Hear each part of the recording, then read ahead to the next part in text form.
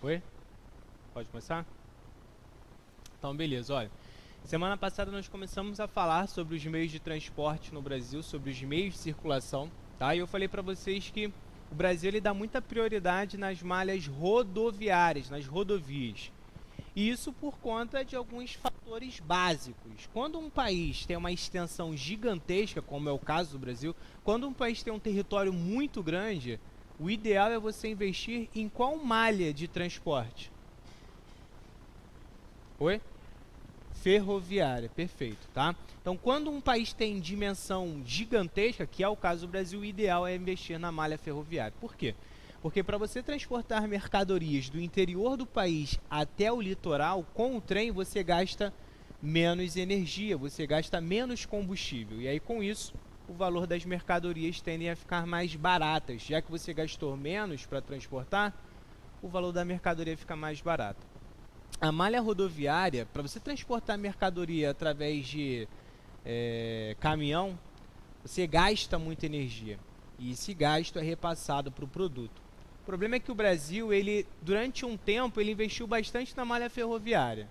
Tá?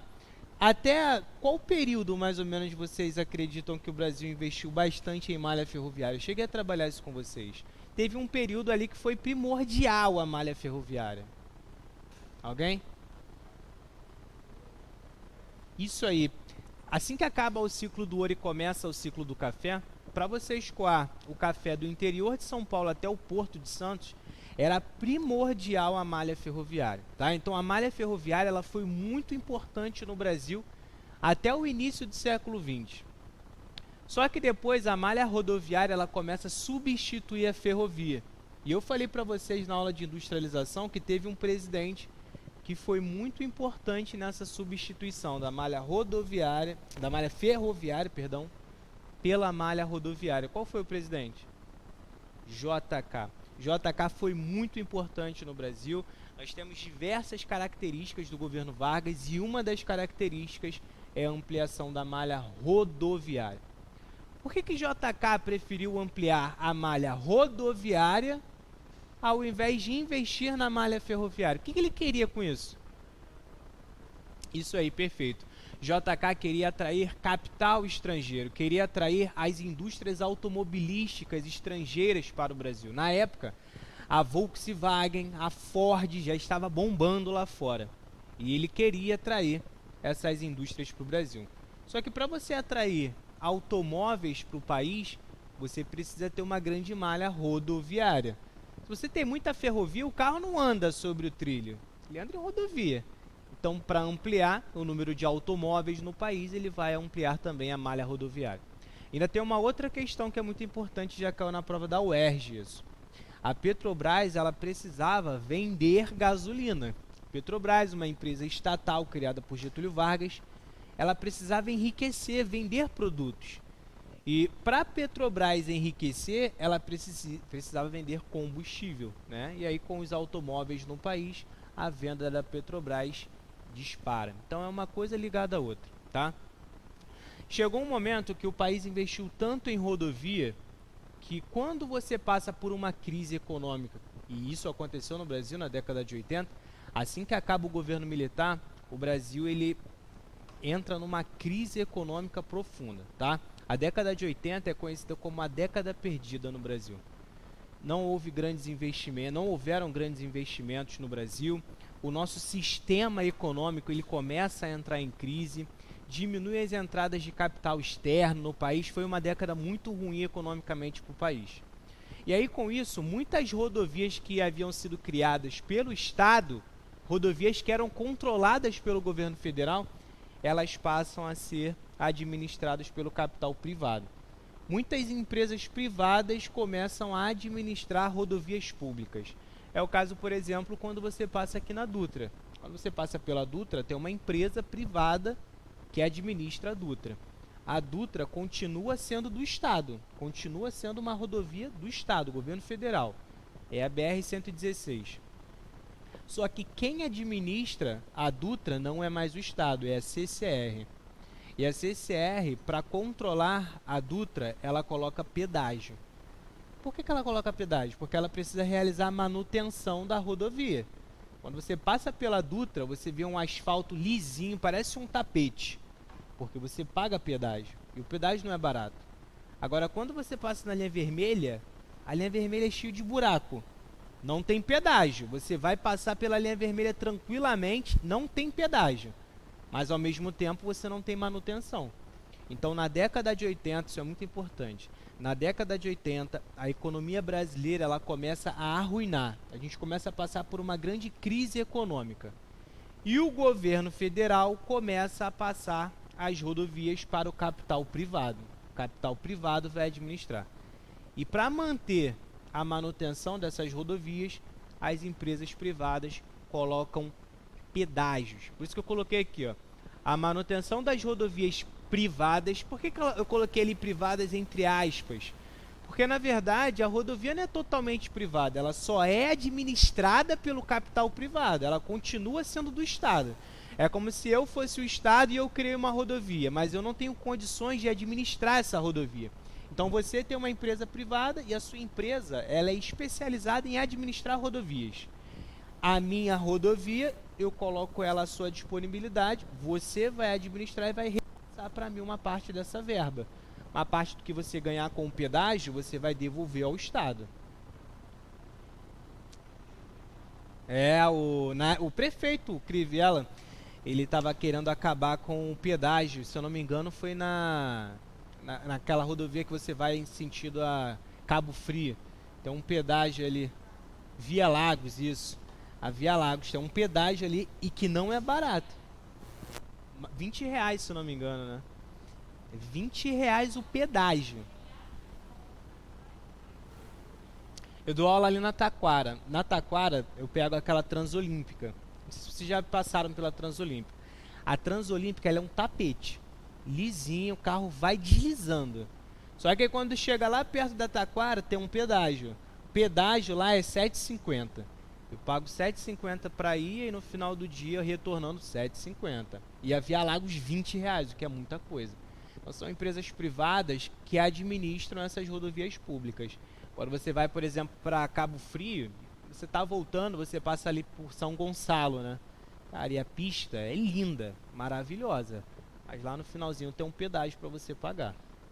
É igual a Ponte Rio-Niterói, né? A Ponte Rio-Niterói, você tem até um controle de velocidade. Você tem que andar, se não me engano, a 90, né? 90 na Rio-Niterói. E se você em algum momento acelerar muito o carro, beleza, passou o pedágio aqui, passou a câmera, né, que vai controlar a velocidade do carro, o radar. Passou pelo radar. E se você, não, passei pelo radar, agora eu vou dar uma acelerada, vou botar 100, 110. Na Ponte Rio-Niterói, eles controlam a velocidade do carro desde quando você entra, quando você sai. Eles calculam o tempo que o teu carro está na Rio-Niterói. Então se, passei pelo pedágio, coloquei 120 até o próximo, até o próximo radar, vai tomar multa do mesmo jeito. Por mais que você chegue no radar e passe a 80, mas se você acelerar até o outro radar, toma multa. Porque eles controlam quando o teu carro entra, tem um tempo. Aí eles estipulam, se o carro ficar 80 por hora o tempo inteiro, como é que ele ficou aqui na Ponte Rio-Niterói por 20 minutos? Até isso eles controlam lá. E tem pedágio. Mas é liso. É terceirizado. Eles terceirizam essa manutenção, essa organização das rodovias. É um serviço terceirizado. Perfeito. Beleza? Que é uma característica dos períodos atuais que nós vivemos. A terceirização de alguns serviços especializados, né? A BR-174, que liga Manaus a Boa Vista, foi a primeira rodovia pavimentada a alcançar Manaus. Manaus, que fica lá na região norte do Brasil. Eu cheguei a falar para vocês que lá na região norte eles ainda utilizam muitos meios fluviais, muitos rios como meios de transporte, tá? Lá os rios são muito utilizados, tanto para transportar pessoas quanto mercadorias. E a questão lá é que as rodovias elas causam grandes impactos ambientais. Quando você vai passar por uma rodovia em uma área florestal, o impacto ambiental é muito grande. Oi? A Transamazônica é um exemplo disso. A Transamazônica, ela foi construída pelos militares, começa a obra pelos militares. Os militares eles tinham uma ideia que já caiu na prova do Enem uma vez. A ideia dos militares, quando os militares entram no poder, havia uma pressão muito grande por parte da sociedade que não aceitava os militares.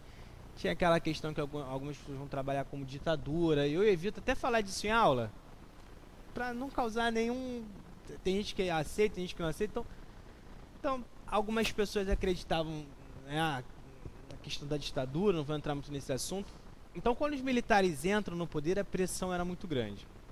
E antes dos militares, o presidente que havia aqui no país era João Goulart, né, o Jango. E o Jango queria realizar reformas sociais. O Brasil é um país com uma concentração de renda muito grande, uma qualidade de vida que não condiz com o PIB nacional. Então, João Goulart queria realizar reformas sociais. E uma dessas reformas era a redistribuição de terras. O Brasil não teve distribuição de terras como você teve, por exemplo, nos Estados Unidos. Aqui a concentração de terras ainda é muito grande. Não houve reforma agrária. E João Goulart queria fazer isso. Então, quando os militares entram no poder, eles acabam prometendo uma reforma agrária no país. E como que eles iriam distribuir terras para os pequenos agricultores? Como que seria realizada a reforma agrária no país? Inicialmente eles iam construir a Transamazônica, que é a BR-230, que iria conectar o Nordeste à Amazônia. Tá? Iam construir uma rodovia gigantesca ligando o Nordeste à Amazônia. O impacto ambiental, gigantesco. Você está passando com uma rodovia pela floresta amazônica. O impacto ambiental é absurdo. Tem algumas imagens que eu trabalho na aula de industrialização sobre a construção da Transamazônica, que é algo muito triste.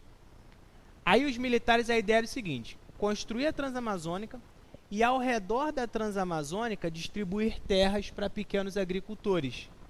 Porque a ideia dos militares inicialmente era povoar a Amazônia. A Amazônia era uma região muito vazia demograficamente, muito grande. Quando você tem uma região muito grande que não é controlada, fica muito fácil para você sofrer invasão, né? Então a ideia era povoar a Amazônia, levar pessoas para a Amazônia e ao mesmo tempo controlar esse território. Como que eles iriam povoar a Amazônia distribuindo terras para os pequenos agricultores, tá? Então ao redor da Transamazônica a ideia era dividir os lotes de terra e doar para pequenos produtores agrícolas. Eles iniciaram isso, só que não deu certo. Por quê? Não adianta você simplesmente dar a terra. Lá na Amazônia, distante dos grandes centros comerciais, não adianta você simplesmente chegar para um pequeno agricultor, um agricultor familiar, e falar para ele: olha, estou te dando uma terra lá no estado do Pará, distante de tudo, tá? Você precisa dar incentivos, créditos no banco para o pequeno agricultor poder investir em maquinários, em insumos agrícolas para aumentar a produtividade. Os militares não fizeram isso. Então, ao longo do tempo, os agricultores começaram a abandonar as suas terras. Eles não tinham incentivo do governo federal, não tinham dinheiro para investir em maquinários. O solo da Amazônia ele é um solo extremamente pobre por conta da chuva. A água da chuva ela vai lavando o solo e o solo vai ficando pobre. Então, é um solo extremamente lixiviado, um solo ácido. Dificilmente você consegue plantar alguma coisa ali se não colocar insumo agrícola, fertilizante, adubo. E os agricultores familiares não tinham isso, muitos abandonaram as suas terras, mas a Transamazônica é um exemplo claro de impacto ambiental provocado por uma rodovia, tá? Perfeito. Oi? Aí os latifundiários se apossaram da terra, e muitos deles ainda fizeram o seguinte: eram terras que pertenciam ao governo federal, né? Foram doadas para pequenos agricultores, mas o governo federal ainda tinha posse. Aí o que eles fizeram? Se apossaram da terra, tomaram posse da terra, criaram um documento falsificado, que a gente chama de grilagem, falsificaram um documento falando que a terra pertencia a eles. Essa terra me pertence, eu comprei ela há 50 anos atrás. E aí repassava a terra para um terceiro. As terras não pertenciam a esse grande latifundiário, eles simplesmente falsificavam um documento, chegava para uma pessoa e falava: ó, tem uma terra ali muito boa lá no Pará, do lado da Transamazônica, muito boa para você escoar a tua produção. Aí o documento está aqui, ó, documento falso, vendia a terra e acabou. Agora é de outra pessoa e passou o problema para o lado. Fizeram isso, tá? Nós temos, como eu disse, rodovias radiais, rodovias longitudinais, transversais e diagonais. Isso vai sempre de acordo com a numeração da rodovia. A prova do Enem, ela não tem o costume de perguntar se a rodovia é radial, diagonal e por aí vai, mas pelo menos vocês precisam ter noção do que é uma rodovia radial. A rodovia radial é a rodovia que parte de Brasília, tá? Se a rodovia saiu de Brasília e foi para qualquer lugar do país, o destino dela é Brasília ou a saída é Brasília, ela é radial, beleza? E as rodovias radiais começam com o número 1 e vão até o número 100, e o exemplo disso é a BR-040, que conecta o Rio de Janeiro a Brasília. A BR-040 foi a primeira rodovia pavimentada do país, a primeira rodovia asfaltada, tá? Nós tivemos um presidente no Brasil de 1926 a 1930, que foi o Washington Luiz. E o Washington Luiz tinha como lema, eu cheguei a falar de semana passada, o Washington Luiz tinha como lema: governar é construir estradas. O Washington Luiz já imaginava um desenvolvimento econômico para o Brasil através das rodovias. Ele foi o primeiro a construir uma rodovia pavimentada e que acabou recebendo o próprio nome, o Washington Luiz. Beleza? Ela liga também a região metropolitana do Rio de Janeiro a Brasília, a Petrópolis. Quando você vai para Petrópolis, você pega a Washington Luiz, a BR-040, beleza? E eu já peguei uma vez a BR-040 indo para Petrópolis, errei a saída. Tem uma saída ali, que se você errar essa saída, você vai parar lá embaixo para fazer o retorno. Eu passei pelo pedágio, paguei o pedágio, aí eu perguntei, tá, qual é a próxima saída aqui para Petrópolis? Ela falou, ela ali, ó, ali atrás. E que isso? Posso voltar aqui não, no cantinho? Não, agora tu vai ter que ir lá embaixo fazer o retorno, depois de 5 km. Não erre a saída. Pode passar, por favor? Existem as rodovias longitudinais, as rodovias diagonais, as transversais e as radiais. As longitudinais são as rodovias com sentido norte-sul, tá? Longitude. A gente vai trabalhar isso nessa ideia ainda hoje. O que é uma longitude, o que é uma latitude.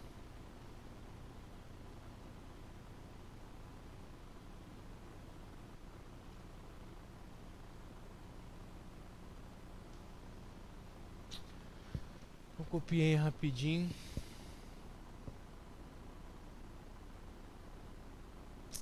Que aí a gente fecha o conteúdo logo. Uma prova em fevereiro, não, em janeiro de vocês, cara. A gente fecha o conteúdo ainda esse mês. E aí a gente tem novembro e dezembro só para fazer revisão e em cima de exercício. Só vou trabalhar exercício. A partir do mês que vem, acabou o conteúdo, só exercício.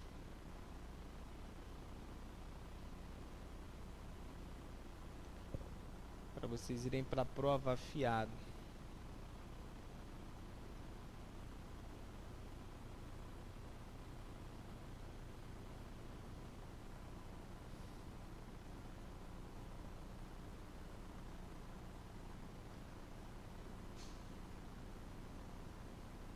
E a quarentena? Acaba ou não acaba?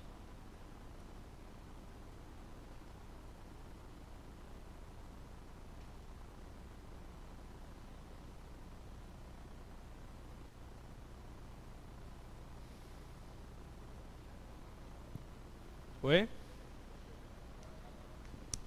Eleição tá chegando. Aí começam as promessas. Vai ter político que vai. A promessa dele é acabar com o coronavírus. Ele promete acabar com o coronavírus. Vai ver se não.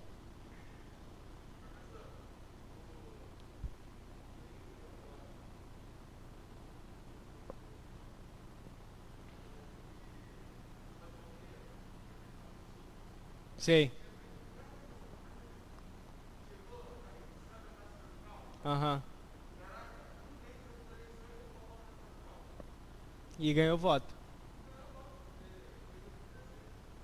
Cara, infelizmente a política do Brasil ela é uma política voltada para investimentos de alto retorno da população. Alto retorno da população. O que quero dizer com isso? O cara investe, mas já está investindo focado na próxima eleição, entendeu? Então ele vai fazer um investimento, vai dar uma maquiada para a população ver o que ele está fazendo. E tá vendo ali, ó, porra, o prefeito pavimentou uma rua, ele construiu uma praça, para na próxima campanha ele fazer propaganda em cima daquilo e conseguir a reeleição. O prefeito, a gente não pensa no Brasil em política a longo prazo. O que vai ser feito agora e a gente só vai ter como... a gente vai ter esse benefício daqui a 8, 10 anos. Não, eles investem a curto prazo para conseguir o voto novamente do público, né?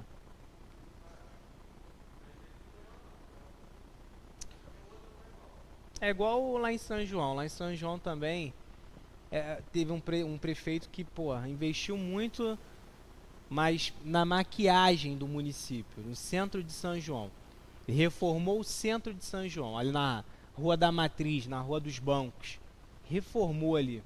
E conseguiu a reeleição. Mas aí você sai dali do centro de São João e vai um pouquinho ali para Éden, para Vila Norma, Jardim Meriti. Meu Deus do céu, parece um inferno. Você tá no inferno, em São João de Meriti. Viagem ao inferno, é só você em São João.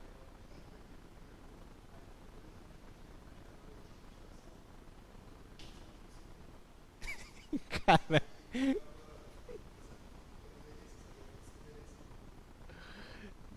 cara, é muito complicado. De Nilópolis, da estação ali, né?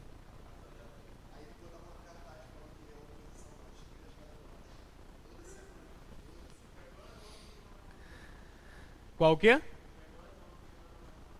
É. Então, estão querendo acabar. São as ONGs que estão botando fogo aqui pra prejudicar o meu governo. Cara,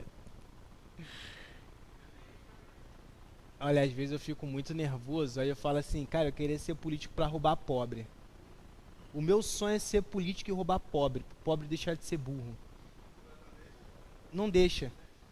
O cara é roubado descaradamente e na próxima eleição ele vai lá e vota no mesmo candidato. No mesmo, cara, no mesmo. Ele reelege o mesmo porco que tá roubando ele há 4 anos. Aí eu falo, meu sonho é ser político e roubar otário. Eu vou roubar com força pra deixar de ser burro. Pelo menos eu vou enriquecer na mão do pobre burro.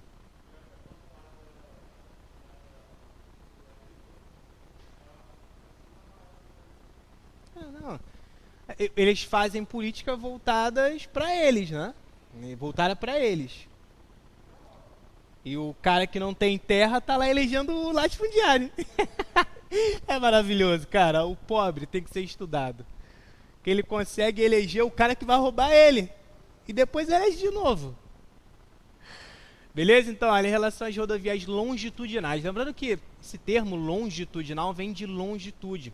Como eu disse, a gente vai estudar isso em cartografia. Longitude é uma linha, tá? Na vertical, são linhas na verticais. No caso da longitude, são distâncias em relação ao meridiano de Greenwich. A gente vai estudar sobre isso.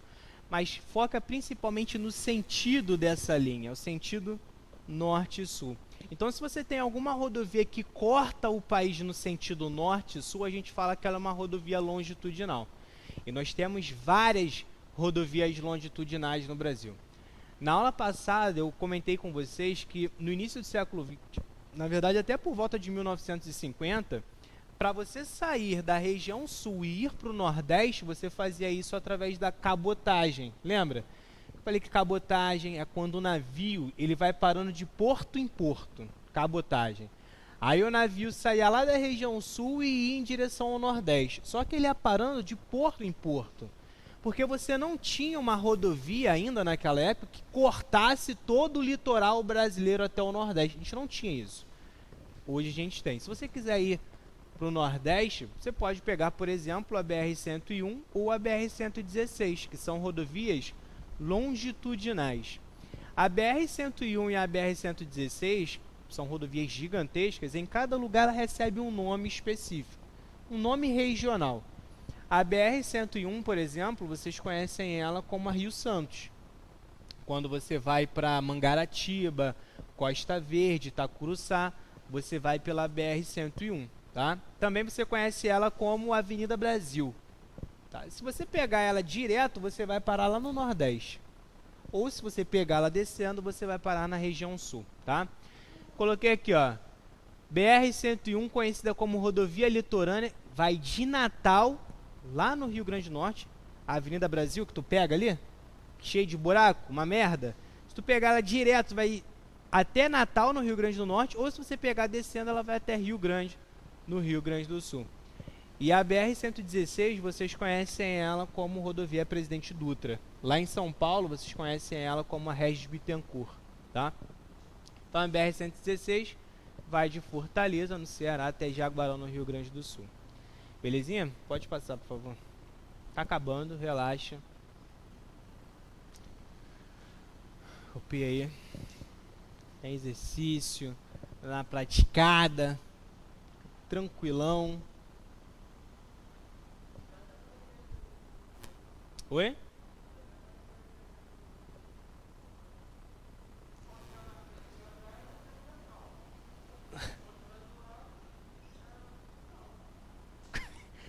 É, por posição geográfica, né? Interessante. Se o sol estiver na frente.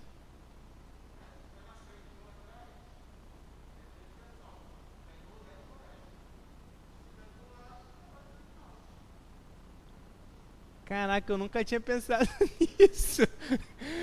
E é verdade, né? Como ela é transversal e a Terra ela gira de oeste a leste, ela estiver atrás ou na frente é transversal.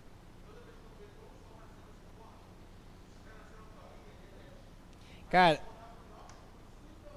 tem uma questão da UERJ que caiu assim, não sei se você já resolveu, acho que eu coloquei ela pra vocês no início do ano. Tem uma questão da UERJ que era assim, que ela caiu ano retrasado. Tem aquela menina, o desenhista morreu agora recentemente, Mafalda, é. Aí é uma tirinha da Mafalda. A UERJ adora cobrar tirinha, né?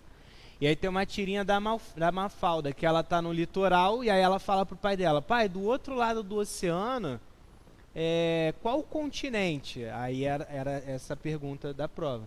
Aí falava que ela estava no litoral da América do Sul, olhando sentido leste.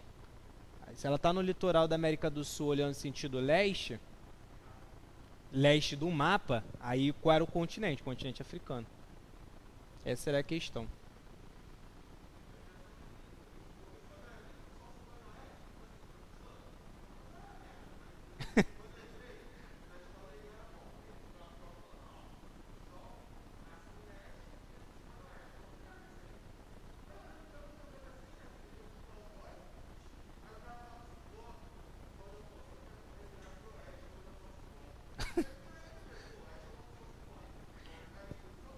Cara, e isso é primordial. Se você, quando eu fui comprar a casa, né, o apartamento, primeira coisa que eu perguntei pro pro corretor, né, eu perguntei o apartamento, ele é virado para qual lado? Ele mentiu para mim, ele não tinha noção. E eu perguntei o apartamento virado para qual lado? Ele, não, o apartamento ele é virado pro pro oeste, virado portão. Beleza. Por que eu perguntei? Porque eu queria saber se o sol da tarde ia bater no apartamento ou nas costas, né? Porra, pegar o sol da tarde é horrível. O ideal é você pegar aquele solzinho da manhã, que aí dá pra iluminar a casa legalzinho, o sol ainda não tá muito forte. E à tarde, porra, ficar com o sol na sua cara, na sala, o sol da tarde esquenta igual um inferno. Aí eu perguntei pra ele, não, porra, aí, não vai bater não. Tá. A sorte é que tem um bloco, em frente ao apartamento tem um outro bloco, então conforme vai entardecendo, dá 2, 3 horas, acabou o sol já, porque ele vai descendo e bate no bloco da frente. E essa é a sorte, porque se não tivesse bloco da frente, o sol é pegar dentro de casa o tempo inteiro. E o Enem já cobrou uma questão sobre isso. O Enem uma vez cobrou uma questão falando que o cara estava no hemisfério norte e a casa dele era virada para o hemisfério sul. Era uma questão assim, a casa dele no hemisfério norte e a janela do quarto era virada para o hemisfério sul. Aí te perguntava em qual direção a casa deveria estar para a janela ser iluminada o dia inteiro. Tinha uma questãozinha assim, se eu não me engano. Se eu não me engano, não, tinha uma questão assim, mas o enunciado eu não me lembro muito bem. Então, esse tipo de questão que pede a localização do Sol, a influência dessa localização no nosso dia a dia, isso é muito corriqueiro no Enem. Por isso que o próximo conteúdo que a gente vai estudar é o conteúdo de projeção cartográfica, como trabalhar um mapa, que a UERJ adora cobrar isso, para quem vai fazer o UERJ isso é primordial, é o próximo conteúdo. E eu não sei vocês, mas na época que eu era do colégio, era ciências... Não, vocês hoje já são mais modernos e tal, né? Hoje é só geografia, tem história e geografia no ensino fundamental, não tem? Antigamente era ciências sociais. E era tudo misturado, era história e geografia dentro de um mesmo conteúdo, ciências sociais. E aí tinha uma matéria em ciências sociais que era isso. Aí a professora sempre falava, olha, quando acordar, bota o seu braço direito pro sol, virado pro sol. Porque aí a sua frente é sempre o norte. Que se você se perder em algum lugar, pelo menos você sabe aonde é o norte. Era justamente isso. Amanheceu, quando colocar o teu braço virado para o sol, a sua frente é o norte. Então hoje eu faço tudo isso. Quando a gente vai viajar, aí eu olho assim, porra, o norte está para lá, então acho que dá para pegar um solzinho legal ainda. Façam faculdade de geografia. Façam geografia, vocês vão amar. Vão continuar duros, mas vale a pena. Como por exemplo, ontem eu vi um documentário na Netflix que eu fiquei fascinado.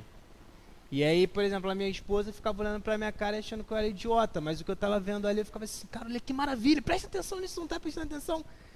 Que era um documentário sobre vulcões. O nome do documentário, pra quem quiser, é muito bom. Visitando o Inferno. Visita ao Inferno, o nome do documentário.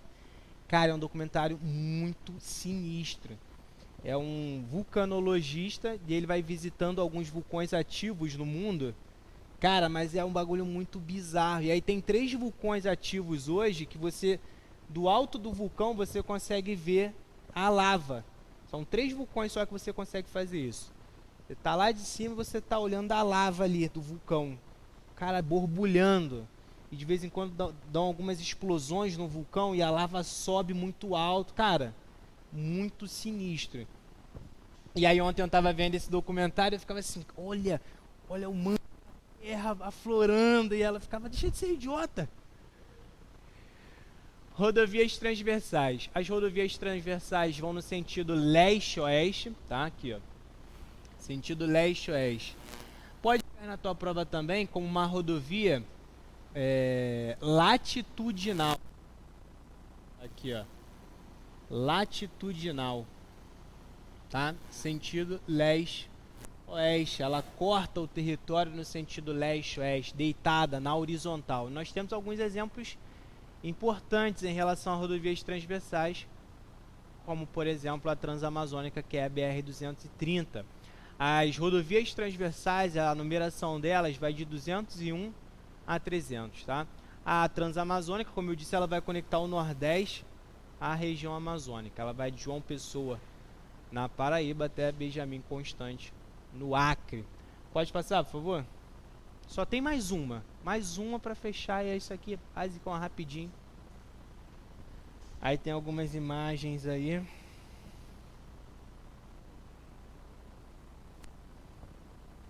E a questão dos portos.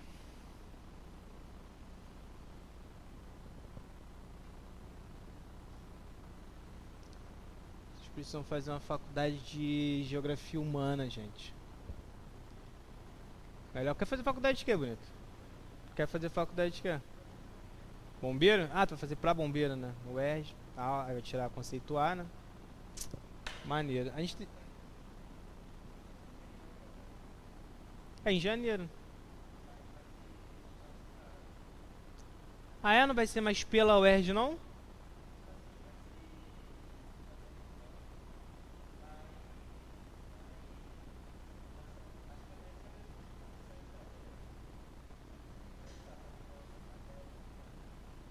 Porque, por exemplo, até o ano passado você fazia o UERJ, né?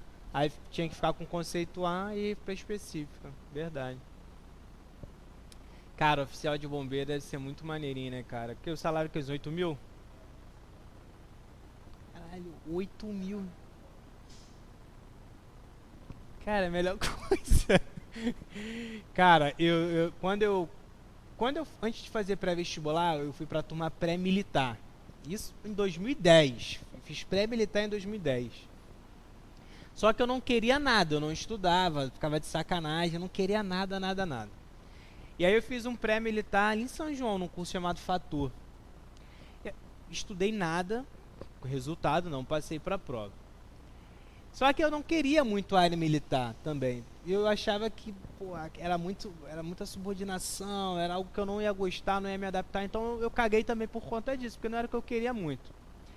E aí na época um amigo meu falou, cara, o que você gostava na época do colégio? Eu falei, eu gostava de história. Aí eu falei, vou fazer pré-vestibular e vou tentar a faculdade de história, porque eu gosto muito de história. Aí no pré-vestibular eu fui conversar com um professor de história do pré-vestibular. Eu falei, professor, estou querendo fazer história, cursar história na faculdade, o que você acha disso? Dá para ganhar dinheiro? Eu lembro até hoje isso. Dá para ganhar dinheiro? Essa era a minha pergunta, porque eu imaginava o seguinte, cara, se você faz pré-vestibular, você tem que fazer uma faculdade para ficar rico. Essa era a minha mentalidade. Porra, você vai ficar 4, 5 anos numa faculdade para continuar ferrado, então nem faz. Olha que mentalidade, né? Eu pensava assim, quero ficar rico. Aí eu fui perguntar para o professor de história, professor, dá para ganhar dinheiro? Aí ele falou assim, quanto que é ganhar dinheiro para você? Depende. O que você vê como ganhar dinheiro? Aí eu falei assim, olha, isso em 2010, se eu conseguir ganhar 4 mil reais, tá bom. Porque imagina eu ganhando 4 mil e a pessoa que estiver comigo, minha companheira, também ganhar 4 mil reais. Um salário, né, familiar de 8 mil reais por mês, eu acho que tá tranquilo. Aí ele falou, olha, como professor você consegue, tá? Você vai conseguir ganhar esse dinheiro aí, tranquilo, mas você tem que fazer algo que você goste. Eu falei, não, eu gosto de história. Ele falou, não faz história não.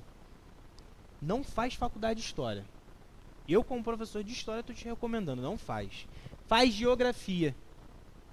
Aí eu falei, por quê? Ele, olha, história está muito saturada no mercado. Tem muito professor de história e a concorrência é muito grande. E geralmente o cara que faz faculdade de história, ele falando isso, você só consegue trabalhar em curso, em colégio, como professor, né? Então, geografia não. Geografia é um leque maior, é um leque mais amplo. Você também estuda história na geografia, só que é mais amplo. E você também vai conseguir ganhar esse valor. Aí, na época, tinha concurso todos os anos para professor. Concurso do estado, concurso para município. Tinha mais concurso para professor do que para militar. Né? E aí eu, tranquilão. Fiz a faculdade, passei para a UERJ e tal. Fiz a UERJ. Hoje não me arrependo, gosto muito de geografia. Mas, cara, essa questão hoje do militarismo, a questão dessa estabilidade financeira é muito sinistro. Porque imagina, você vai ganhar o resto da vida como oficial 8 mil reais, cara. Tem noção? 8 mil reais.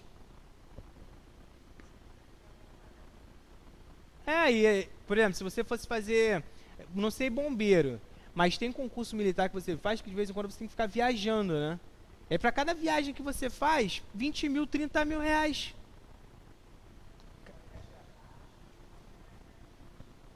Quanto? 22 para viajar?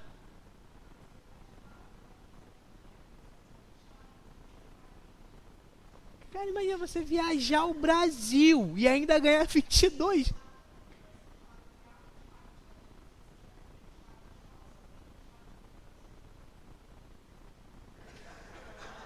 Cara, muito bom. Cara, sério. Como geógrafo, você vai viajar tirando do seu bolso e vai ter que se limitar ali. Não, mas façam assim. É muito bom você fazer algo que você goste, né? Oi? Prova do quê? Ah, sim, tem o encontro, o ENG, que é o Encontro Nacional de Geografia. Sempre tem, a gente fazia essas viagens. A UERJ custeava uma parte da viagem, cedia o ônibus e custeava uma parte. Viaja muito, isso é muito bom na geografia. Pelo menos eu gosto muito disso. Você conhece, muitos lugares, muitas culturas. Quando eu viajo para um lugar, eu foco muito na cultura, no modo de vida, sabe? Agora no início do ano eu fui para o Rio Grande do Norte. Cara, e eu focava muito nisso, nos costumes, sabe? Eu acho isso muito bacana. na arquitetura local, vale muito a pena. Eu gosto muito, não me arrependo. Oi? Oi? Não, ainda não. Na verdade, fui uma vez, só que muito rápido, nem considero isso. O Paraguai. Encontro também. Não vale muito a pena, né? Vale a pena, Paraguai é lindo. Se alguém foi para o Paraguai, é maravilhoso. Mas rodovias diagonais. As rodovias diagonais, elas vão no sentido noroeste-sudeste, olha aqui. Sentido noroeste-sudeste, tá? São rodovias que cortam o país na diagonal, sentido noroeste-sudeste, ou nordeste-sudoeste. Beleza? São as rodovias diagonais. E a numeração dela, de 301 a 400, eu coloquei aqui alguns exemplos, que é a BR-365, liga Cuiabá a Porto Velho. A BR-365 ela tem um papel muito importante, que é conectar a região norte do Brasil à região centro-oeste, que hoje são as duas regiões do país que mais atraem mão de obra. Boa parte da população está saindo do Rio de Janeiro e São Paulo e indo, por exemplo, para o centro-oeste ou para a região norte do país em busca de trabalho. Concursos, por exemplo, que você faz para o centro-oeste do Brasil pagam o dobro do que você está recebendo aqui no Rio de Janeiro. Saiu, por exemplo, agora um concurso para professor, é uma cidade lá do Mato Grosso. O salário para professor do ensino médio, R$ 5.000. Eu trocaria fácil. Cara, eu saio do Rio de Janeiro, se você falar assim pra mim, ó, vou jogar uma moedinha lá no Acre. Quer sair do Rio de Janeiro? Sai. E tem muito concurso pro centro-oeste, pra região norte. Belezinha? Pode passar, por favor? O Acre é meio tenso, né? Cara, o legal do Acre é que, por exemplo, se você vai pro Acre, é tudo novo, né? Então você tá vendo um lugar novo. Eu acho que com o tempo você se acostuma, mas se estiver ganhando bem, porque você sair daqui pra lá ganhar mal, cara, deve ser ossado, hein? Oi? Parece que o quê? Cara, tem uma foto da família dela e parece que é ela que tirou no Photoshop, ela mais velha, ela mais nova. Marina o quê? Cara, e ela tem a cara do Acre mesmo, ela tem a cara do Acre. Aqui é um exemplo das rodovias radiais, como eu disse, são rodovias que partem de Brasília, tá? A radial, elas vão de encontro ao mesmo ponto, beleza? As rodovias longitudinais são as rodovias sentido norte-sul, rasgam o território brasileiro no sentido norte-sul, por isso longitudinal. As rodovias transversais aqui são as rodovias sentido leste-oeste. Isso aqui é o maior exemplo, é um exemplo aqui da Transamazônica. E as rodovias diagonais são as rodovias sentido noroeste-sudeste ou nordeste-sudoeste. Beleza? A prova do Enem, como eu disse, ela não tem o costume de cobrar muito sobre isso, mas ela pode mencionar no enunciado, é isso que eles fazem. Bom, mencionar no enunciado e aí com aquela menção ali eles cobram uma questão, tá? Pode passar, por favor? Agora, rapidinho, em relação às ferrovias, mais conceitual, pode botar. Coloquei aqui, ó, os trilhos brasileiros possuem mais de 100 anos e os trens são lentos. Os trilhos no Brasil são muito antigos, tá? Como eu disse, a importância deles vem lá da época do café. Quando você passa por alguns trilhos aqui no Rio de Janeiro, tem trilho com mais de 70 anos, 80 anos, no mesmo local. Hoje, isso é um problema. Porque quando esses trens foram construídos, na época, 100 anos atrás, quando esses trilhos passaram pelo território, você ainda não tinha uma grande urbanização, grandes cidades. Na época, isso era muito importante, você construir trens em áreas que não fossem tão urbanizadas. Por quê? Porque quando você constrói um trilho, você passa com um trem em um determinado local, principalmente para transportar mercadorias, o ideal é que o trem venha em alta velocidade. Se você está transportando mercadoria do interior para o litoral, o ideal é que você gaste menos tempo para transportar essa mercadoria. Tempo é dinheiro, tá? Tempo é dinheiro. Se você demora muito tempo para transportar mercadoria até o litoral, o valor da mercadoria acaba ficando mais caro. tempo é dinheiro. O problema é que hoje, com a alta urbanização do país, com o crescimento das cidades, você tem muitos cruzamentos. O que são os cruzamentos? Você tem uma ferrovia, e a ferrovia você tem uma rua, uma pista que está cruzando essa ferrovia. É um cruzamento. Qual o problema disso? Quando o trem ele vai passando por um cruzamento, quando ele vai chegando em um cruzamento, ele pode estar transportando ouro, não interessa. Valor muito, muito alto, alto valor agregado, um produto altamente industrializado, não interessa. Quando o trem está passando, né, quando ele está chegando em em um cruzamento, ele obrigatoriamente ele tem que frear, ele tem que diminuir a velocidade. E isso é um problema. Como tem muito cruzamento no Brasil, coloquei ali mais de 11 mil cruzamentos, você tem muito cavalo no meio do cruzamento, porco, sempre tem uma pessoa que está passando de fone, está despercebida, aí quando vê já perdeu uma perna no meio da... Carro, cara, eu já falei isso. A primeira vez que eu peguei o carro, eu peguei a habilitação e fui pegar o carrinho para dirigir. A primeira vez eu morri em cima do trilho do trem. Primeira vez. O carro morreu em cima do trilho do trem. E o trem estava vindo. E eu fiquei desesperado e quase que eu desci do carro e saí correndo. E eu ficava tentando ligar o carro e o carro morrendo. Então, são muitos cruzamentos e obrigatoriamente o trem tem que diminuir a velocidade para não causar um acidente. E isso em questões logísticas é um problema, tá? Os trens no Brasil, eles passam por áreas altamente urbanizadas. E em questões logísticas, isso encarece o produto, beleza?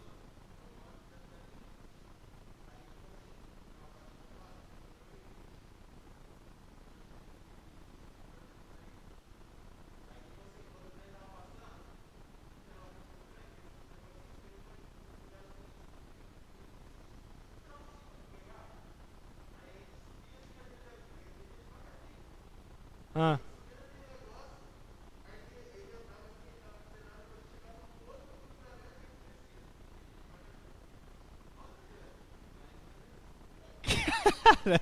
Sabe que isso não é, sabe que isso é perigoso, tu sabe disso, né?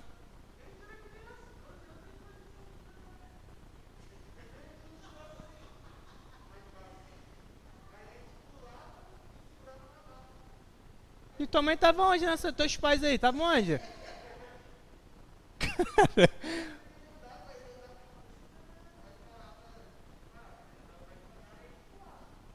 Sabe, isso aí que você tá falando, sabe que, sabe o que parece? Aquele filme, Quem Quer Ser um Milionário? Já viu esse filme, Quem Quer Ser um Milionário? Que as pessoas respondem as perguntas com base na sua própria experiência. Então você tem a sua própria experiência de um problema de um cruzamento para um trem de carga, tá vendo? O trem ele vai ter que diminuir a velocidade.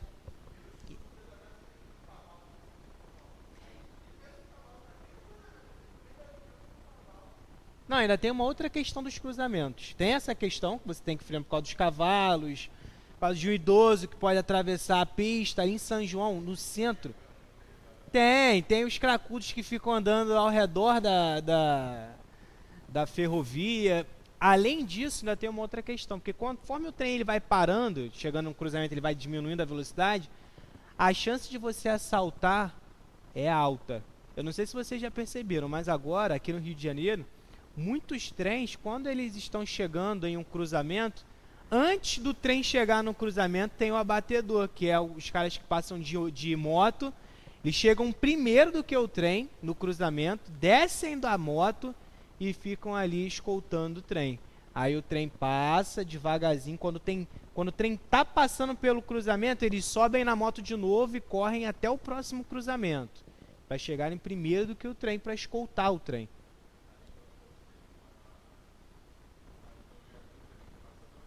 Aham. Cruzamento? Aí os caras fazem isso, né? Então, os meus pais moram em São João, e ali na rua tem um cruzamento, né? Na rua lá tem um cruzamento, eles fazem isso também. Chega a moto, às vezes você não está nem ouvindo o barulho do trem, mas quando chegou a moto ali, você já sabe que está vindo o trem. Aí eles descem armados, ficam escoltando, aí o trem passa, eles sobem na moto e correm em direção ao próximo cruzamento. Tá? Oi? Isso encarece também, porque aí você agora tem o custo com a segurança privada. Já que o Estado não consegue exercer a sua função, né, segurança pública, você gasta agora com a segurança privada. E aí eles repassam esse gasto para o valor da mercadoria. Tá? Então, quando falar em cruzamento, né, em relação às ferrovias, isso é algo negativo, porque isso encarece o transporte da mercadoria. Coloquei aqui que 11 linhas férreas viraram atrações turísticas. Muitas dessas ferrovias que foram abandonadas, elas acabaram virando atrações turísticas.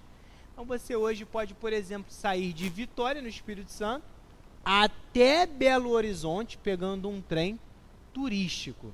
De Vitória a BH, um único trem, um trem rústico, um trem Maria Fumaça, e não é barato. É um trem turístico. Oi? É muito caro. É mais por questões históricas. O trem também vai passando em alguns lugares de Mata Atlântica, uma área mais verde. Então, você pode pagar para fazer essa viagem de Vitória, né, do Espírito Santo a Minas Gerais, só que não é barato. Tá? Então, muitas ferrovias que foram abandonadas hoje, elas exercem novas funções.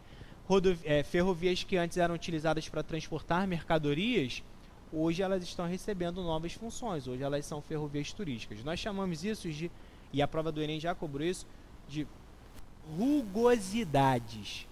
Tinha um geógrafo aqui no Brasil, um geógrafo maravilhoso. Considero ele o Pelé da geografia. Era um negão muito brabo da geografia, chamado Milton Santos.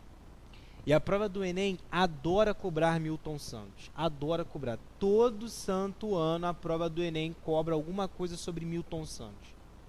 Tem um livro do Milton Santos que é um livro maravilhoso. A gente estuda muito Milton Santos na faculdade. E Milton Santos ele tem alguns livros que são difíceis. Livros muito técnicos, muita técnica da geografia. Só que ele tem um livro que é um livro muito fácil de você entender, é um livro muito fácil de você ler. E a prova do Enem gosta de cobrar esse livro, que se chama Por uma Outra Globalização. Milton Santos, nesse livro, ele vai trabalhar como que o ser humano ele pode pensar num novo meio de vida, num novo sistema econômico, quais são as desigualdades que são criadas pelo sistema capitalista. Então ele chama esse livro de Por uma Outra Globalização, uma globalização mais igualitária, com uma melhor distribuição de renda e por aí vai. Aí tem esse livro. E ele também lançou um documentário. Ele morreu nos anos 2000, no início dos anos 2000. E tem um documentário no YouTube disponível. O Enem, há 2 anos atrás, cobrou uma questão sobre isso, por uma outra globalização. E o Milton Santos, ele trabalha uma técnica chamada de rugosidade. Rugosidades é quando você tem novas funções para prédios ou serviços antigos. Quer ver um exemplo de rugosidade? Quando você vai para o Shopping Nova América, o Shopping Nova América é considerado uma rugosidade do espaço geográfico. O Shopping Nova América, que hoje é um shopping, antigamente era uma fábrica de tecidos. Então eles reutilizaram o galpão e deram uma nova função, que hoje é um shopping. Isso é uma rugosidade. Então, alguns prédios que foram abandonados, algumas construções que foram abandonadas e ganharam novas funções, a gente chama isso de rugosidade, tá? E algumas dessas ferrovias viraram rugosidade. Rodovias que antes eram utilizadas para transportar mercadorias, hoje estão virando atrações turísticas. O governo federal nos últimos anos voltou a investir em ferrovias, tá? Isso por conta da nossa economia agroexportadora. O Brasil ainda é considerado um país agroexportador, assim como no seu período colonial. Só que hoje o Brasil exporta soja, quando antes exportava cana-de-açúcar. Tá? Então, muitas ferrovias foram abandonadas porque essas mercadorias hoje são transportadas por rodovias. Tá? Então, sempre que fala em rugosidade, lembra dessas ferrovias. E esse aqui é um exemplo claro disso. A ferrovia Vitória-Belo Horizonte, uma parte dela também é transportada mercadoria. Muito minério de ferro e manganês que sai de Minas Gerais, no quadrilátero ferrífero, ele vai em direção ao porto de Tubarão, lá em Vitória. Tá? Mas além de transportar produtos minerais, você também tem a questão turística. É a maior ferrovia turística do Brasil, a Vitória Belo Horizonte, e a menor ferrovia turística fica aqui no Rio de Janeiro, é o trenzinho do Corcovado. Alguém já foi no trenzinho do Corcovado? Já foi? Trenzinho do Corcovado é o olho da cara para você chegar no Corcovado. Então você pode simplesmente ir de táxi, que é mais barato do que o trenzinho do Corcovado. De táxi é mais barato do que o trenzinho do Corcovado. Vai. E o táxi ainda tem aquela questão. Se tiver um trânsito na rua do lado, ele vai no trânsito. Ele está pagando por hora, por tempo, ele não está pagando por quilometragem. Tá? Mas o trenzinho do Corcovado é um exemplo de ferrovia turística. Quando você vai no trenzinho do Corcovado, também é tudo muito bonitinho. Vai passando pela Mata Atlântica, pela reserva de Mata Atlântica, tem aquela questão turística do local. Mas... Oi? É só pros gringos, cara. Aqui em Nova Iguaçu tem Mata Atlântica, né? Tu não precisa entrar num trenzinho. Tem a reserva. E eu me perdi ali na reserva. E é maravilhoso. Pode passar, por favor?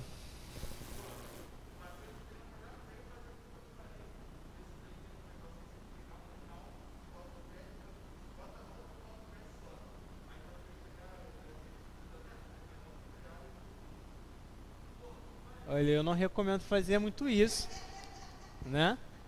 Cara, mas sabe o que é legal? Você fez isso com quantos anos? Isso, tem quantos anos hoje?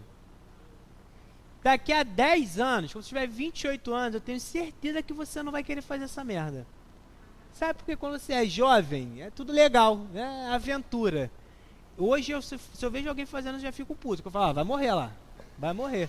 Mas quando você é jovem, você faz, né?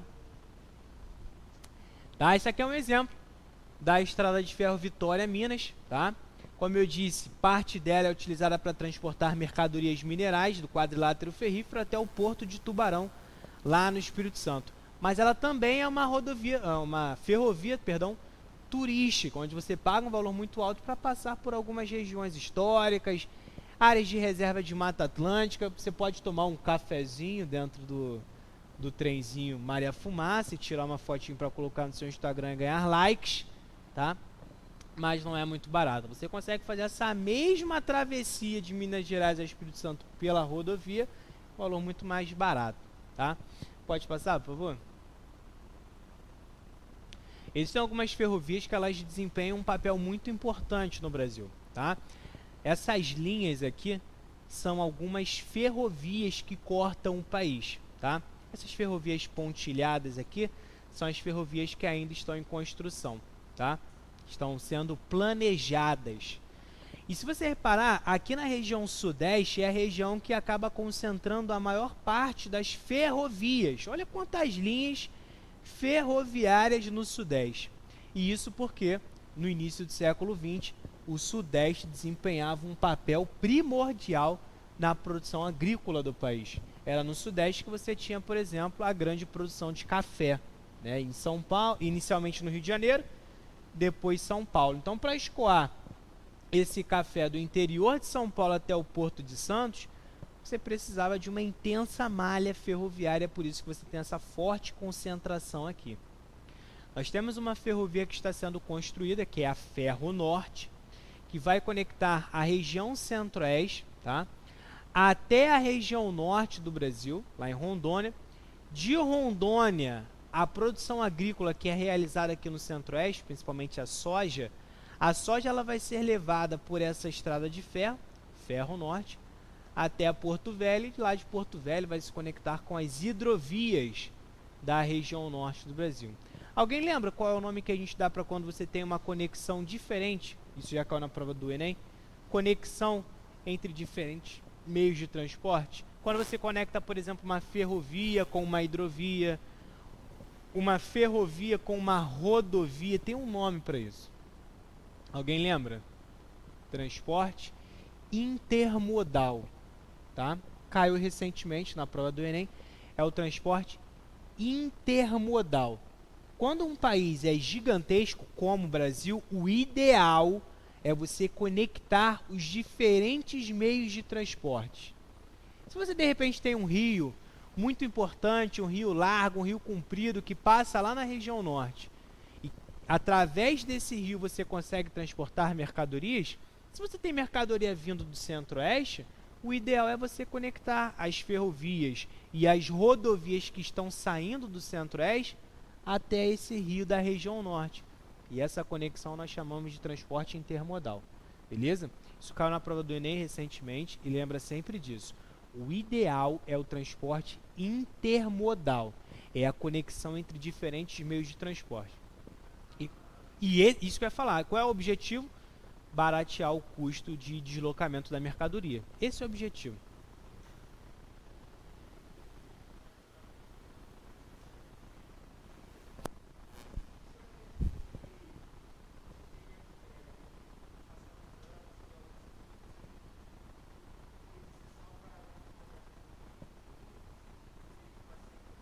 Passeio, né? Questões até turísticas, né? Sim, o governo federal ele já está realizando alguns planejamentos em relação a isso.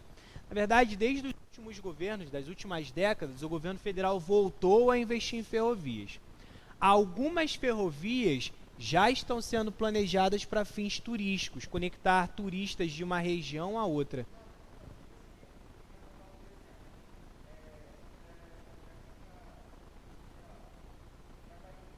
A longas distâncias que você fala, né? Sim, tá. Sim, então, eu não sei se vocês estão acompanhando, mas vem surgindo um debate nos últimos anos, na verdade, para a construção de um trem de alta velocidade entre o Rio de Janeiro e São Paulo. Caiu no Enem? Velocidade, né? Estão conectando, estão criando, estão planejando, estão nem criando ainda, estão planejando um trem de alta velocidade que vai partir do Rio de Janeiro em direção a São Paulo, que é o trem bala. Não vai ficar meio complicado. Na verdade, eles alegam, fazendo essa conexão, fica muito mais barato do que você realizar essa travessia através de ônibus. E não sei se vocês já viram, esse trem bala, ele é suspenso. Ele não fica preso no trilho. O trem não fica preso no trilho. É magnético, né? Então ele fica suspenso, que aumenta a velocidade dele. Não tem atrito. Então aumenta a velocidade dele. Existe essa hipótese entre Rio de Janeiro e São Paulo. E também existem algumas possibilidades de conectar regiões diferentes. Sudeste à região sul, sudeste ao nordeste. Só que, para falar a verdade, infelizmente, isso ainda não é pensado de maneira muito ampla, né? A gente ainda não tem uma atenção muito grande a essas conexões regionais pela ferrovia. Quando se pensa em ferrovia no Brasil, e nos últimos anos o governo vem pensando, quando se pensa em malha ferroviária, a prioridade é para transportar mercadorias. Infelizmente, mercadorias. Tá? Porque é mais caro para você transportar mercadoria pela rodovia, então a gente está pensando na malha ferroviária.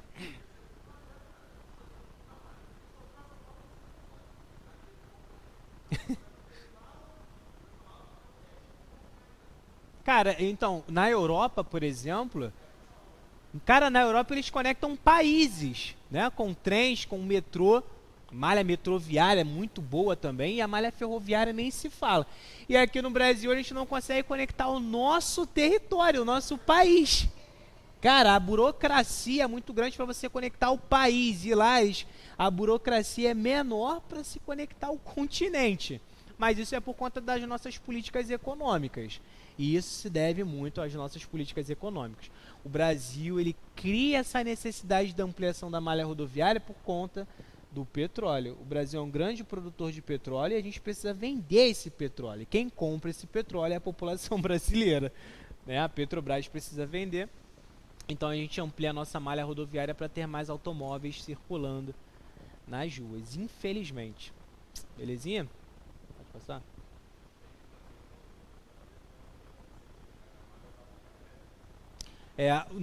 A ideia é que o Brasil comece, na verdade já faz isso, a diversificar a nossa matriz energética por conta do petróleo. O petróleo está ficando caro em alguns momentos, vai ficar mais escasso nos próximos anos, então a gente tem que resolver esse problema investindo em outras fontes energéticas. Automóveis elétricos já estão circulando, né? Foi o que eu falei na semana passada. A gente já tem aqui no Rio de Janeiro alguns postos de combustíveis onde você consegue ligar o teu carro na tomada, mas não é aqui em Nova Iguaçu. Oi?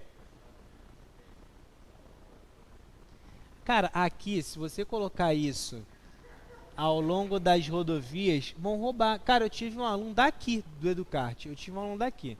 Ano passado eu estava trabalhando sobre meios de energia, fontes energéticas, e aí eu dei como exemplo o Arco Metropolitano. Estava tentando lembrar o nome. O Arco Metropolitano. Não sei se vocês passaram uns anos atrás, no Arco Metropolitano, tinha muita placa fotovoltaica em cima do poste de luz. Então, cara, é um breu. E eu não recomendo passar pelo Arco Metropolitano em nenhum momento do dia. Nem é só à noite, não. É horrível, cara, é um breu. Mas antigamente, quando foi construída, eles colocaram várias placas fotovoltaicas, né? Placa solar, e aí a via era iluminada assim que foi inaugurada. Bonito. Só que o que o povo começou a fazer? Derrubava o poste para roubar a placa. E aí eu tive um aluno aqui ano passado que ele falou isso. Que ele falou que o pai dele não roubou. Mas ele falou que passou pelo Arco Metropolitano e viu um poste caído no chão. Tinha um poste caído. E no poste tinha uma placa que ele levou para casa. Então, cara, imagina você colocar pontos de abastecimento elétrico em rodovias aqui no Brasil. Cara, sério, Oi? Não. Cara, olha só, ali em São João, quando o prefeito fez a reforma em São João, tem alguns bairros, eu não sei se vocês conhecem muito bem São João, mas tem um bairro ali em São João que é Éden. Cara, e Éden é muito movimentado, Éden tem um centro comercial muito bom. Minha sogra mora em Éden. Então, quando o prefeito foi fazer a reforma ali no centro de São João, ele levou essa reforma até o bairro de Éden.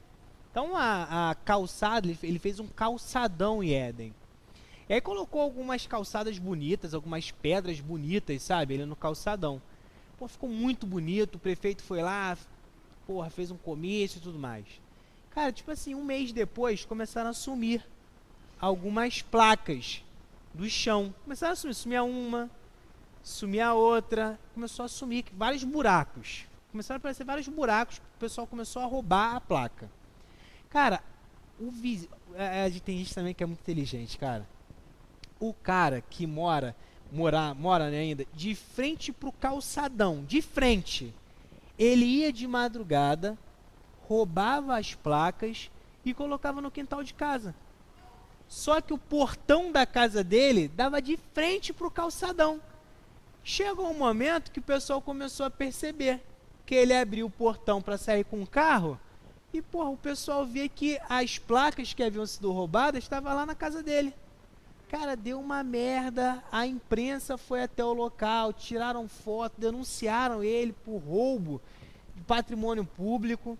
Cara, deu uma merda do cacete. O cara se sujou porque ele estava roubando placa da calçada. Tu tem noção que eles podem fazer com pontos de transmissão de energia elétrica em rodovia para abastecimento automotivo? Oi? Cara, vão meter o gato, cara. Sério,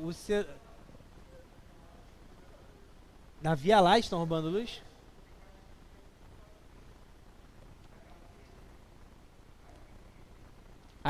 Então, é o cara que faz isso daí que na eleição vai falar que vai votar um voto consciente para acabar com a corrupção, cara.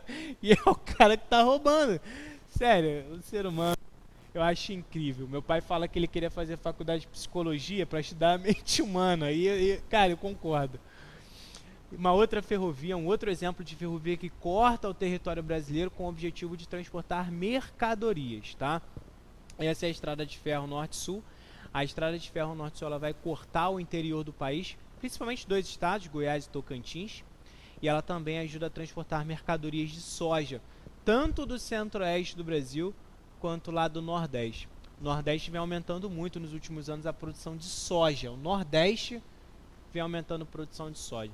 Como a soja no Brasil ela é transgênica, você consegue produzir essa semente de soja em áreas mais secas, tá? Soja na Caatinga. Isso é uma região que nós chamamos de Mapitoba. Tem 4 estados: Maranhão, Piauí, Tocantins e Bahia. O Enem uma vez cobrou sobre Mapitoba. Pode passar, por favor, tá acabando, relaxa. Uma outra estrada de ferro, a estrada de ferro dos Carajás, tá? Muito importante para a região norte e nordeste do país. A estrada de ferro dos Carajás, ela parte da cidade de Carajás, lá no estado do Pará, e vai até o porto de São Luís, no Maranhão. Aqui no Carajás você tem uma grande produção de minério, né, de ferro, de minério de ferro, de manganês. Então você pega esse minério lá dos Carajás e transporta até o porto de São Luís, em São Luís do Maranhão, para de lá ser exportado para o Japão, para a China. O Brasil é um dos maiores produtores de ferro do mundo. O Brasil tem a maior reserva de ferro do planeta, que fica nos Carajás. Então construíram uma ferrovia para conseguir escoar essa mercadoria. Belezinha?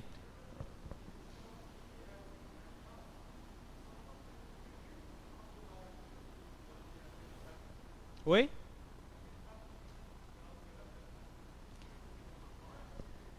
Tem uma grande reserva, um grande monopólio, o Brasil é autossuficiente. Em certo modo, sim.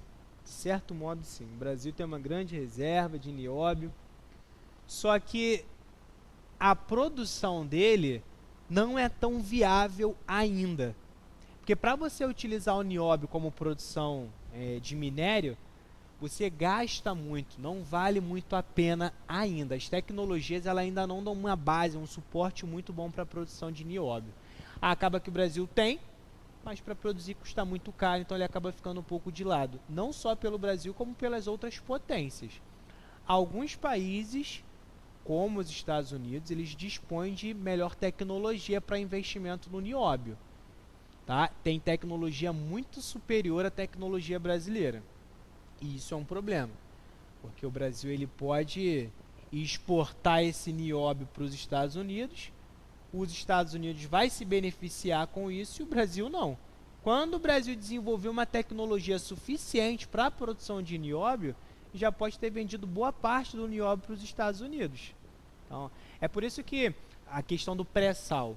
O pré-sal ele foi descoberto no Brasil há décadas. A gente fala do pré-sal no governo Lula. O governo Lula anunciou o pré-sal para o mundo inteiro. O Lula tirou uma foto parecida com a de Getúlio Vargas. Getúlio Vargas, quando criou a Petrobras, ele tirou uma foto emblemática. Getúlio Vargas sujou a mão de petróleo e tirou uma foto com a mão suja de petróleo. Aí ele colocou o slogan da Petrobras: o petróleo é nosso. Porque na época a Petrobras tinha um monopólio de extração. Quando Lula anunciou o pré-sal, ele também vai sujar a mão de petróleo e tirar uma foto. Só que o pré-sal ele foi descoberto no Brasil há décadas. Só que o que a Petrobras fez? A Petrobras na época não tinha tecnologia para extrair petróleo a mais de 7 quilômetros de profundidade. Não tinha tecnologia.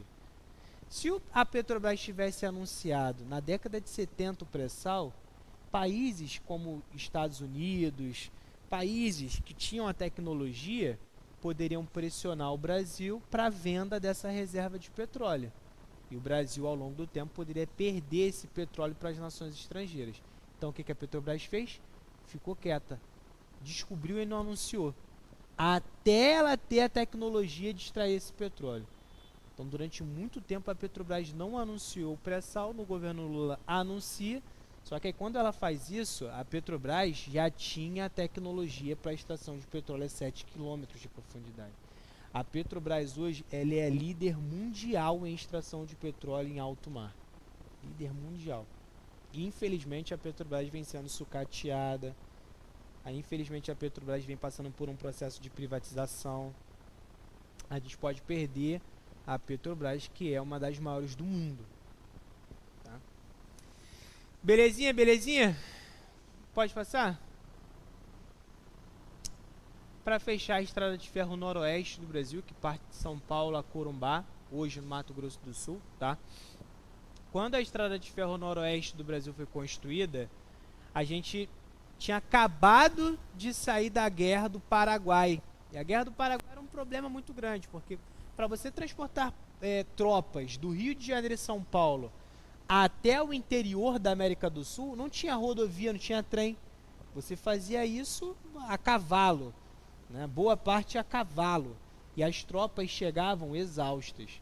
Então o governo brasileiro criou uma ferrovia, que é a Estrada de Ferro Noroeste do Brasil, para conectar São Paulo até o interior da América do Sul, transportando mercadorias e pessoas. Belezinha? Semana que vem a gente dá continuidade, a gente fecha isso daí, resolve exercício. Como eu disse, até o final desse mês eu quero fechar o conteúdo com vocês para a gente fazer revisão em cima de questões. Beleza? Beijos, abraços, obrigado pela presença de vocês. Estudem. Qualquer dúvida é só me chamar. Valeu?